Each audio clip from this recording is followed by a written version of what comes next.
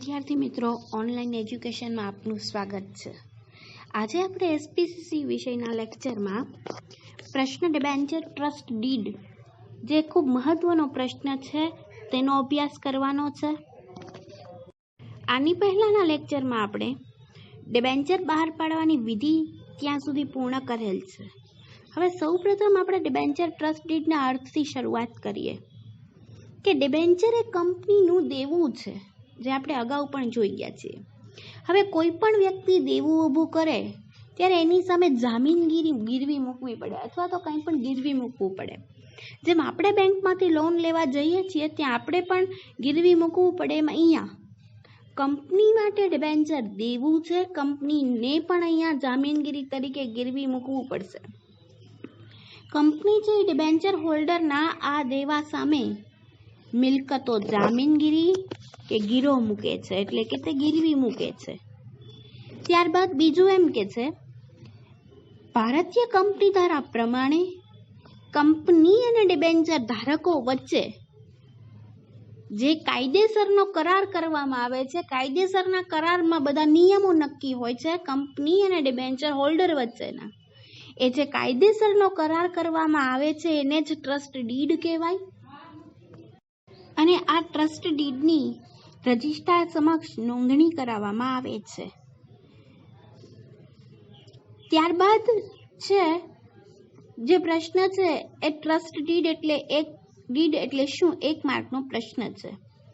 Company અને debenture ધારકો વચ્ચે નક્કી કરવામાં આવતી જે કંપની અને ડિબેન્ચર ધારકો વચ્ચે જે શરતો નક્કી થાય છે, એ શરતો નક્કી કરવામાં આવતા જે કરાર બનાવવામાં આવે છે તેને trust debenture trust did, trust કરાર કે ટ્રસ્ટ ન્યાસ કરાર તરીકે પણ ઓળખવામાં આવે છે। ન્યાસ કરાર એટલે કે જે કાનૂની સંબંધોમાંથી ઉદ્ભવે તે। આમ અહીંયા ડિબેન્ચર ટ્રસ્ટ ડીડ એટલે શું?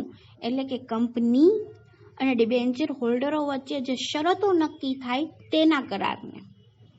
પછી જે જુદા જુદા નામો છે એ પણ પૂછાય છે કે ડિબેન્ચર ટ્રસ્ટ ડીડના અન્ય નામો, તો ટ્રસ્ટ કરાર, ટ્રસ્ટ ન્યાસ કરાર, આ બધા તેના અન્ય નામો છે। હવે આપણને પ્રશ્ન એવો થાય કે આ ટ્રસ્ટ ડીડ શું કામ બનાવવામાં આવે છે? તો કંપનીના ડિબેન્ચર હોલ્ડરો જુદી જુદી જગ્યાએ બિનસંગઠિત રીતે વહેંચાયેલા હોય છે। અહીંયા કહેવાનો મતલબ એમ કે જે ડિબેન્ચર હોલ્ડરો છે એ કોઈ એક જગ્યાએ નથી રહેતા, આખા દેશમાં અથવા તો દેશની બહાર ગમે ત્યાં બિનસંગઠિત રીતે એટલે જુદી જુદી જગ્યાએ હોય છે, એક સમૂહમાં ભેગા નથી હોતા। હવે આવી પરિસ્થિતિમાં એ લોકોએ જે કંપનીને રૂપિયા આપ્યા છે એ માટે એ સંજોગોમાં તેમના હિતોનું રક્ષણ કરવા એક ટ્રસ્ટ ડીડની જોગવાઈ પ્રમાણે, આપણે જે ટ્રસ્ટ ડીડ હમણાં અત્યારે અભ્યાસ કરીએ છીએ કરાર, તેની જોગવાઈ પ્રમાણે પ્રતિનિધિ તરીકે જેટલા ડિબેન્ચર હોલ્ડરો છે એમાંથી જ પ્રતિનિધિ તરીકે અમુક જે પ્રતિષ્ઠિત વ્યક્તિઓ હશે। મેં તમને પહેલાં પણ કીધું હતું કે જે ડિબેન્ચર હોલ્ડરો છે એનામાંથી જ અમુક વ્યક્તિઓ જે પ્રતિષ્ઠિત છે એ વ્યક્તિઓની હવે ટ્રસ્ટી તરીકે નિમણૂક કરવામાં આવે છે। શું કામ ટ્રસ્ટી તરીકે નિમણૂક કરવામાં આવે? તો કે તેમના હિતોનું રક્ષણ થાય। કોના હિતોનું રક્ષણ થાય? તો કે ડિબેન્ચર હોલ્ડરના હિતોનું રક્ષણ કરવા માટે, કારણ કે એણે કંપનીને દેવું આપ્યું છે। ટ્રસ્ટી તરીકે નિમણૂક કરવામાં આવે છે। આ ટ્રસ્ટીઓ ડિબેન્ચર ધારકોના વિશાળ સમુદાયનું પ્રતિનિધિત્વ કરે છે। ડિબેન્ચર હોલ્ડરો એ વિશાળ સમુદાયમાં છે, પણ બધા ડિબેન્ચર હોલ્ડરો છે એ કંપનીના નિર્ણયોમાં ભાગ લઈ શકતા નથી, પોતાની મિલકતોનું રક્ષણ કરી શકતા નથી। એટલા માટે આ બધા જ ડિબેન્ચર હોલ્ડરો વતી એના પ્રતિનિધિત્વ તરીકે આપણે જેને બનાવ્યા છે એટલે કે ડિબેન્ચર ટ્રસ્ટી એ હિતોનું રક્ષણ કરે છે। ડિબેન્ચર ટ્રસ્ટીઓ ડિબેન્ચર ધારકોના વિશ્વાસ સંપાદન કરી તટસ્થ રીતે હિત રક્ષણ માટે કાર્ય કરે છે। વિશ્વાસ સંપાદન કરવું, અહીંયા કોને વિશ્વાસ મૂક્યો છે? ડિબેન્ચર હોલ્ડરોએ। કોના ઉપર વિશ્વાસ મૂક્યો છે? તો કે ટ્રસ્ટીઓ ઉપર. કેમ કે ડિબેન્ચર હોલ્ડરોએ હવે પોતાનું રક્ષણ કરવા માટે બધી સત્તા કોને આપી દીધી છે? ડિબેન્ચર ટ્રસ્ટીઓને આપી દીધી છે. ટ્રસ્ટી એ લોકોના પ્રતિનિધિત્વ છે. એટલા માટે એ લોકોએ વિશ્વાસ જાળવીને તટસ્થ રીતે, તટસ્થ એટલે કંપની બાજુ પણ નહીં જવાનું અને ડિબેન્ચર હોલ્ડર બાજુ પણ નહીં જવાનું, પણ જે હિતમાં હોય, એમનું રક્ષણ થાય એવી રીતે હોય એવા કાર્યો છે એ ડિબેન્ચર ટ્રસ્ટીઓએ કરવાના હોય છે. હવે ડિબેન્ચર ટ્રસ્ટીએ કેવા કાર્યો કરવાના, કેવી શરતોનું પાલન કરવાનું, કેવી જોગવાઈઓનું પાલન કરવાનું, એ તમામ શેમાં હશે? તો એ તમામ વસ્તુ ડિબેન્ચર ટ્રસ્ટ ડીડમાં હશે, જે ટૂંકનોંધ અત્યારે આપણે ભણીએ છીએ. અત્યાર સુધી જે ભણ્યા એનું ટૂંકમાં રિવ્યુ જોઈએ તો અહીંયા એમ કે છે, કંપની અને ડિબેન્ચર હોલ્ડરો વચ્ચે શરતો નક્કી થાય. તો એ શરતોનું જે લેખિત કરવામાં આવે એટલે કરાર કરવામાં આવે એને ટ્રસ્ટ ડીડ કહેવાય, ટ્રસ્ટ કરાર કહેવાય. હવે એ કરાર પ્રમાણે કામ કોણ કરશે? તો એ કરાર પ્રમાણે કામ છે એ ટ્રસ્ટીઓ કરશે. ઓકે, ટ્રસ્ટીઓ કોણ છે? તો ટ્રસ્ટીઓ જે છે એ ડિબેન્ચર હોલ્ડરોના સમૂહમાંથી જ અમુક પ્રતિષ્ઠિત વ્યક્તિઓને આપણે જે ટ્રસ્ટીઓ બનાવીએ છીએ એ હિતના રક્ષણ માટેનું કાર્ય કરે છે. ત્યારબાદ વિદ્યાર્થી મિત્રો આપણે જોઈએ ડિબેન્ચર ટ્રસ્ટ ડીડ પ્રમાણેની કામગીરી અને ફેરફાર. તો કે કામગીરી ક્યારે થાય? કંપનીમાં સ્થિર કે અસ્થિર બોજની પરિસ્થિતિ ઉદ્ભવે ત્યારે ટ્રસ્ટ ડીડની જોગવાઈ પ્રમાણે કાર્યવાહી કરવામાં આવે છે. બે પ્રકારના બોજ કીધા, સ્થિર કે અસ્થિર બોજની પરિસ્થિતિ ઉદ્ભવે. આપણે અગાઉના લેક્ચરમાં પણ જોઈ ગયા હતા અને અત્યારે પણ કહું છું. સ્થિર બોજ એટલે કે અમુક ચોક્કસ મિલકતો ઉપર જ ઊભો થશે, અમુક મિલકતો જ ગીરવી મૂકી હશે. અને અસ્થિર બોજ એટલે કંપનીએ પોતાની કુલ મિલકતો, તમામ મિલકતો ગીરવી મૂકી દીધી હોય. તેમાં કંઈ પણ પરિસ્થિતિ ઉદ્ભવે, કંઈ પણ ફેરફાર થાય ત્યારે કાર્યવાહી કોના મુજબ કરવાની હોય? તો ત્યારે કાર્યવાહી ટ્રસ્ટ ડીડમાં જે શરતો નક્કી થઈ છે તે પ્રમાણે કરવાની હોય છે. ઓકે, હવે એના પછીનો 1 માર્કનો IMP પ્રશ્ન છે કે ટ્રસ્ટ ડીડમાં ફેરફાર કેવી રીતે કરવામાં આવે? આનું શું કહેવા માંગે છે? ટ્રસ્ટ ડીડમાં શું હોય? તો કે શરતો હોય. તો એમાં ફેરફાર કેવી રીતે કરવાનો? એ 1 માર્કનો પ્રશ્ન છે. તો એક વખત ટ્રસ્ટ ડીડ કંપનીના રજિસ્ટ્રાર સમક્ષ નોંધણી થયા પછી, એક વખત ટ્રસ્ટ ડીડ આપણે બનાવી દીધો અને રજિસ્ટ્રાર સમક્ષ નોંધણી પણ થઈ ગઈ, પણ પાછળથી જો તેમાં કોઈ ફેરફાર કરવો હશે, તો વિદ્યાર્થી મિત્રો ડિબેન્ચર હોલ્ડર્સની સામાન્ય સભા બોલાવી પડે. મેં શબ્દ વાપર્યો છે ડિબેન્ચર હોલ્ડર્સની સામાન્ય સભા. અહીં ડિબેન્ચર હોલ્ડર્સની સામાન્ય સભા બોલાવશું એટલે ડિબેન્ચર હોલ્ડરની સહમતિ લેવાની અને સહમતિ મેળવ્યા પછી એમાં એ લોકો સહમતિ આપે તો જ આપણે ટ્રસ્ટ ડીડમાં ફેરફાર કરી શકાશે. વિદ્યાર્થી મિત્રો ત્યારબાદ ટૂંકનોંધની અંદર જ એક ભાગ પડે છે, બીજો ભાગ ડિબેન્ચર ટ્રસ્ટ ડીડની વિગતો. આ જે વિગતો છે ને એ ટૂંકનોંધ સિવાયના પ્રશ્નમાં પણ માત્ર તમને 2 ગુણમાં પૂછે. અહીંયા ખાસ ધ્યાન રાખજો, ડિબેન્ચર ટ્રસ્ટ ડીડમાં સમાવાતી વિગતો એવો અલગથી પ્રશ્ન પણ 2 ગુણમાં પૂછાય છે, તમે તમારી બુકમાં નોંધી લેજો. બીજું, અહીં એક બીજી વાતનું બધા જ વિદ્યાર્થીઓએ ખાસ ધ્યાન રાખવાનું કે MCQમાં એવો પણ પ્રશ્ન પૂછાય છે કે ટ્રસ્ટ ડીડ કયા ફોર્મ પ્રમાણે ભરવાનું હોય છે, કયા ફોર્મમાં ભરવાનું હોય છે. તો કંપની ધારા પ્રમાણે ડિબેન્ચર ટ્રસ્ટ ડીડ ફોર્મ 12 પ્રમાણે ભરવાનું હોય છે. આ ફોર્મ 12 છે એ દરેક વિદ્યાર્થી ખાસ ધ્યાન રાખશે. ફોર્મ 12 વાળો જે MCQ છે એ પરીક્ષામાં પણ પૂછાય છે. ડિબેન્ચર ટ્રસ્ટ ડીડ માટેનું ફોર્મ 12. ઓકે, હવે આપણે એ જોઈ લઈએ કે ડિબેન્ચર ટ્રસ્ટ ડીડમાં કઈ કઈ વિગતો સમાવવાની હોય, એટલે કે કઈ કઈ શરતો જે છે એ આપણે કરાર કરીએ ત્યારે લખવાની હોય છે. તો પહેલું છે કંપનીની પ્રાથમિક વિગત.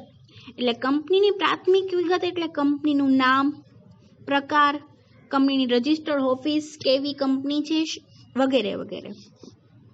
બીજું છે ડિબેન્ચર ઇસ્યુની વિગત.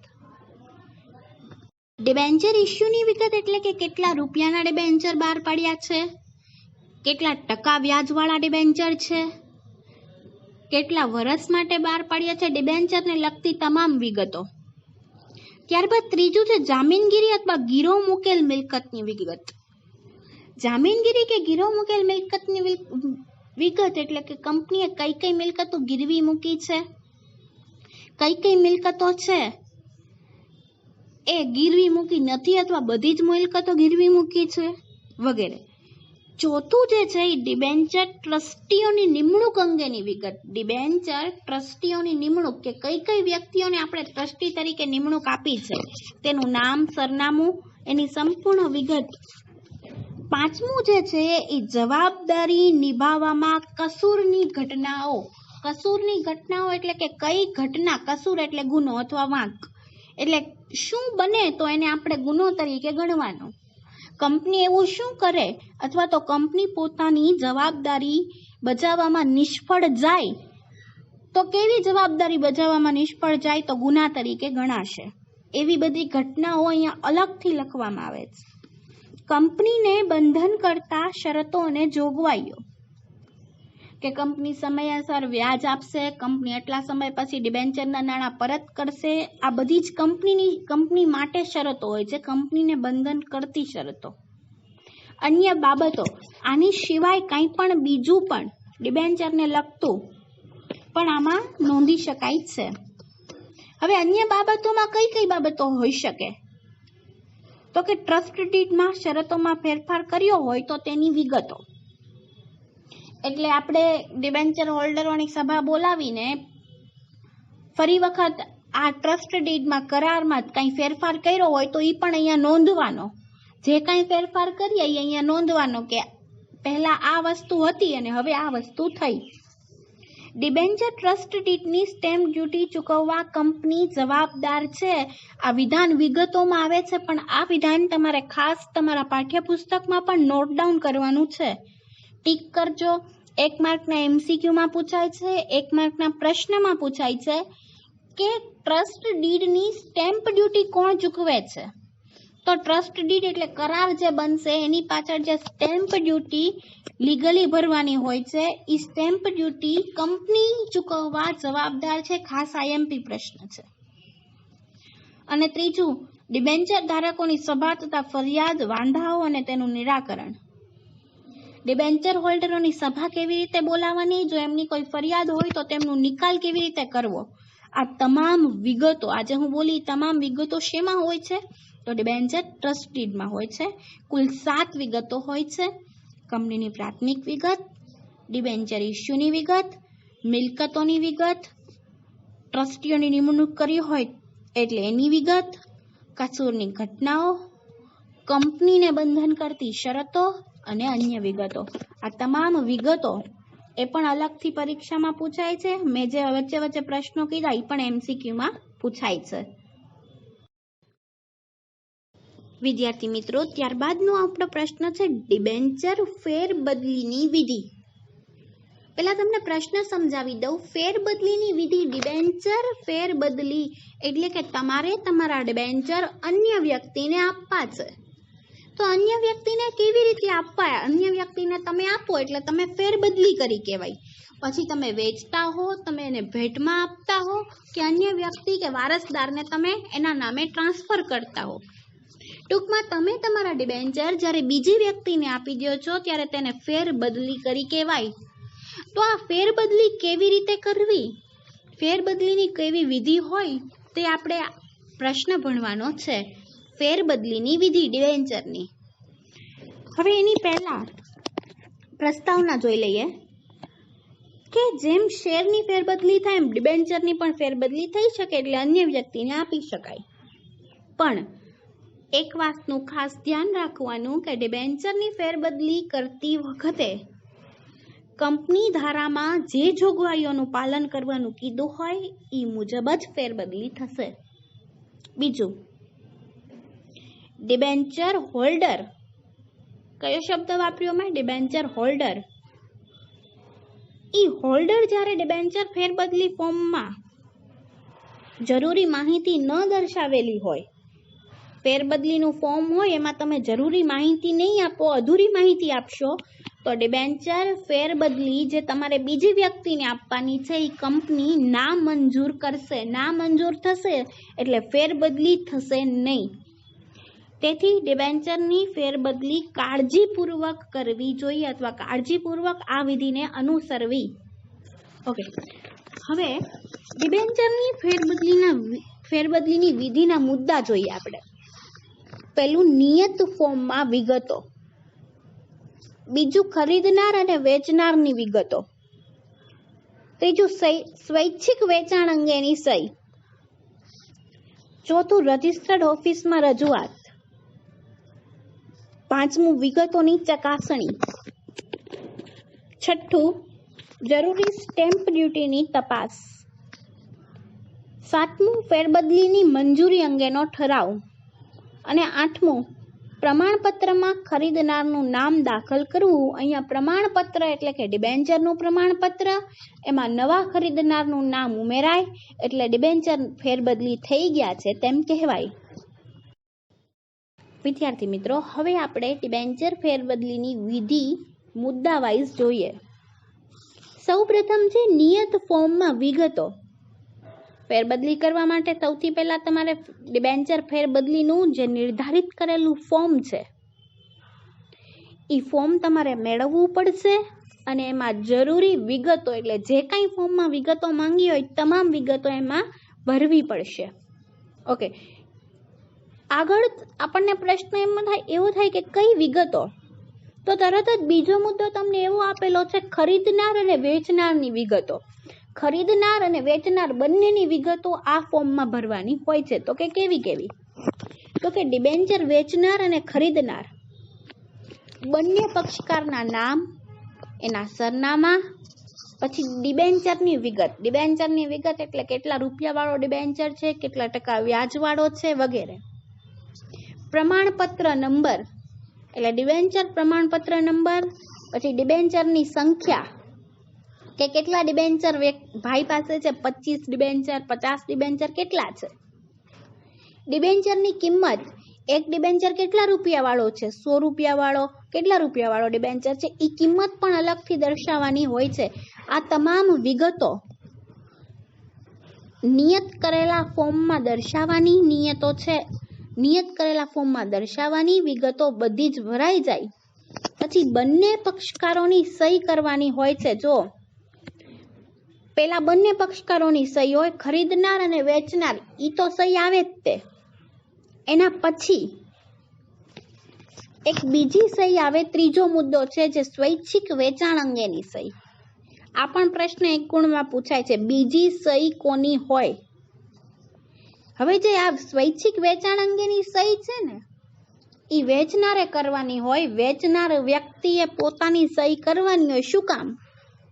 તો કે વેચનાર વ્યક્તિ બીજી સહી એટલા માટે કરે, એવી સાબિતી આપવા માટે કે ડિબેન્ચર જે છે એ પોતે સ્વૈચ્છિક રીતે વેચે છે, કોઈની ધાક ધમકીમાં આવીને વેચતા નથી, અથવા તો કોઈના બળજબરીથી નહીં, પરંતુ પોતે સ્વૈચ્છિક રીતે ડિબેન્ચરનું વેચાણ કરે છે એવું સાબિત કરવા માટે એણે વેચનારે બીજી સહી પણ કરવાની હોય છે, જેને સ્વૈચ્છિક વેચાણ અંગેની સહી કહેવાય. હવે જો વિદ્યાર્થીઓ, આપણે 3 મુદ્દા જોયા. નિયત ફોર્મમાં વિગતો. સૌથી પહેલા ફોર્મ કંપનીની રજિસ્ટર્ડ ઓફિસેથી લેવાનું, ઈ ફોર્મમાં વિગતો ભરવાની. તો કે કઈ કઈ વિગતો ભરવાની? તો કે ખરીદનાર અને વેચનાર બંને પક્ષોની વિગતો ભરવાની, ડિબેન્ચરની વિગત ભરવાની. પછી શું કરવાનું? તો કે બંનેની સહી, બંને પક્ષની સહી. ઈ થઈ જાય પછી શું આવે? તો કે ત્રીજું આવે સ્વૈચ્છિક વેચાણની સહી. સ્વૈચ્છિક વેચાણની સહી કોણ કરે? તો કે વેચનાર કરે. જે વેચતો હોય તે કરે. વેચતો હોય એટલે વેચનાર. ઓકે, આટલું થઈ જાય પછી આગળ તમારું ફોર્મ અહીંયા જે છે એ પૂર્ણ થાય, સહી થઈ જાય પક્ષકારોની, એટલે તમારું ફોર્મ અહીંયા પૂર્ણ ગણાય અને ફોર્મ પૂરું થઈ જાય એટલે પછી આ ફોર્મ તમારે કંપનીમાં રજૂ કરવાનું હોય છે. વિદ્યાર્થી મિત્રો, અગાઉના 3 મુદ્દા જોયા, એમાં આપણે એવું જોયું કે હવે આપણું જે ડિબેન્ચર ફેરબદલી ફોર્મ છે એ સંપૂર્ણ પૂર્ણ થઈ ગયું છે. બંને પક્ષકારોની સહી, સ્વૈચ્છિક વેચાણની સહી. હવે આ ફોર્મનું શું કરવાનું? તો ચોથો મુદ્દો છે રજિસ્ટર્ડ ઓફિસમાં રજૂઆત. એટલે આ ફોર્મ જે છે એ તમારે કંપનીની જે રજિસ્ટર્ડ ઓફિસ છે ત્યાં જઈને રજૂ કરવાનું હોય છે. તમે ફોર્મ લઈ આવ્યા, એમાં વિગતો ભરી, એ વિગતો ભરીને હવે ફોર્મ પાછું તમારે કંપનીમાં રજૂ કરવાનું છે રજિસ્ટર્ડ ઓફિસે, અને એની સાથે તમારે ડિબેન્ચર પ્રમાણપત્ર પણ હવે આપી દેવાનું રહેશે, કેમ કે તમે તમારા ડિબેન્ચર વેચો છો. હવે તમે ઓફિસે ફોર્મ રજૂ કરી દીધું, ત્યારબાદ 5મો મુદ્દો છે વિગતોની ચકાસણી.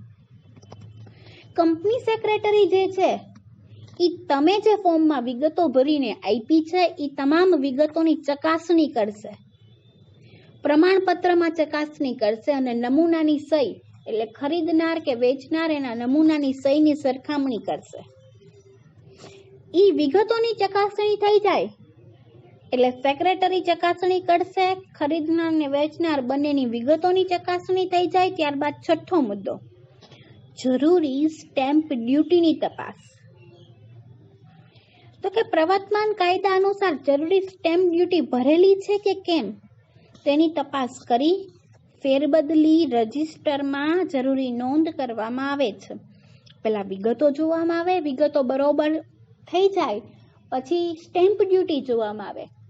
દાખલા તરીકે કોઈના 1 લાખના ડિબેન્ચર હોય તો એની એ પ્રમાણેની સ્ટેમ્પ ડ્યુટી હોય, અને કોઈના 50,000 ડિબેન્ચર હોય તો એની એ પ્રમાણેની સ્ટેમ્પ ડ્યુટી હોય. એટલે અહીંયા સેક્રેટરી જોશે કાયદા પ્રમાણે એમની સ્ટેમ્પ ડ્યુટી ભરેલી છે. જો એ રીતે હોય તો કંપની સેક્રેટરી ફેરબદલી રજિસ્ટરમાં, મેં કયું રજિસ્ટર કીધું? ફેરબદલી રજિસ્ટરમાં નોંધ કરશે. બરોબર, જે કંઈ હશે એ નોંધ એ ફેરબદલી રજિસ્ટરમાં કરે છે. હવે રજિસ્ટરમાં પણ નોંધ થઈ ગઈ, ત્યારબાદ આગળ શું હોય તો કે આગળ કંપનીમાં હવે ચર્ચા થશે. હવે વિદ્યાર્થી મિત્રો, ફેરબદલી રજિસ્ટરમાં નોંધ થઈ ગઈ.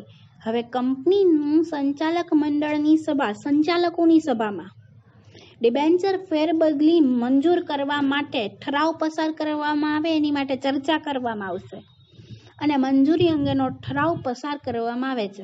વિદ્યાર્થી મિત્રો, કંપનીમાં કાંઈ પણ કરવું હોય તો સૌથી પહેલાં કોઈ પણ બાબત માટે ઠરાવ પસાર કરવામાં આવે, ત્યારબાદ જ કોઈ પણ નિર્ણય લેવાય છે. અહીંયા ઠરાવ પસાર થઈ જશે એટલે નિર્ણય લેવાઈ ગયો કે ડિબેન્ચરની ફેરબદલી થશે. ઠરાવ પસાર થયો એટલે ડિબેન્ચર ફેરબદલીની મંજૂરી થઈ ગઈ. હવે વિદ્યાર્થી મિત્રો, ઠરાવ પસાર થઈ ગયો એટલે કે આપણી ફેરબદલી મંજૂર થઈ ગઈ. પણ એ ફેરબદલી થઈ ક્યારે કહેવાય? તો 8મો મુદ્દો છે પ્રમાણપત્રમાં ખરીદનારનું નામ દાખલ કરવું. પ્રમાણપત્રમાં ખરીદનારનું નામ દાખલ કરવું. પહેલા જે જૂનું પ્રમાણપત્ર હતું એમાં વેચનારનું નામ હશે, દાખલા તરીકે એ વ્યક્તિનું નામ હશે. હવે આપણે ડિબેન્ચર બી વ્યક્તિને વેચીએ છીએ તો હવે પ્રમાણપત્રમાં કોનું નામ આવે? એનું નામ નીકળી જાય ને બીનું નામ આવે. એટલે સંચાલક મંડળના ઠરાવના આધારે સેક્રેટરી ડિબેન્ચર પ્રમાણપત્રમાં ખરીદનારનું નામ, ખરીદનાર એટલે મેં તમને કીધું એમ બી વ્યક્તિનું નામ દાખલ કરે છે. એટલે નવું નામ, જૂનું વેચનારનું નીકળી જશે, એનું નામ નીકળી જાય અને બીનું નામ આવે. પણ જો પ્રમાણપત્રમાં નવું નામ દાખલ કરવાની જગ્યા ન હોય, સુધારો કરી શકાય એમ ન હોય, તો કંપની સેક્રેટરી નવું ડિબેન્ચરનું પ્રમાણપત્ર તૈયાર કરીને ડિબેન્ચર ખરીદનારને મોકલી આપે છે. વિદ્યાર્થી મિત્રો, હવે આખી પ્રક્રિયા છે ને એ તમને ટૂંકમાં કહું તો પહેલાં કંપનીથી નિયત કરેલું ફોર્મ લેવાનું, ફોર્મમાં વિગતો ભરવાની. ફોર્મ ભરાઈ જાય ફેરબદલીનું એટલે પાછું કોને આપવાનું? પાછું કંપનીમાં રજૂ કરી દેવાનું, પ્રમાણપત્ર આપી દેવાનું. પછી તો કે કંપની જે સેક્રેટરી છે, કંપની સેક્રેટરી એ ફોર્મમાં તમે જે વિગતો ભરીને આપી છે એ ચકાસશે. ઈ બરોબર આવે એટલે સ્ટેમ્પ ડ્યુટી જોશે કે પૂર્ણ ભરી છે કે નહીં. ઈ ભરી હોય એટલે ડિબેન્ચર રજિસ્ટરમાં નોંધ થાય. પછી નોંધ થાય એટલે ઠરાવ પસાર થાય. ઠરાવ પસાર થાય એટલે તમારી ફેરબદલી મંજૂર થઈ ગઈ છે.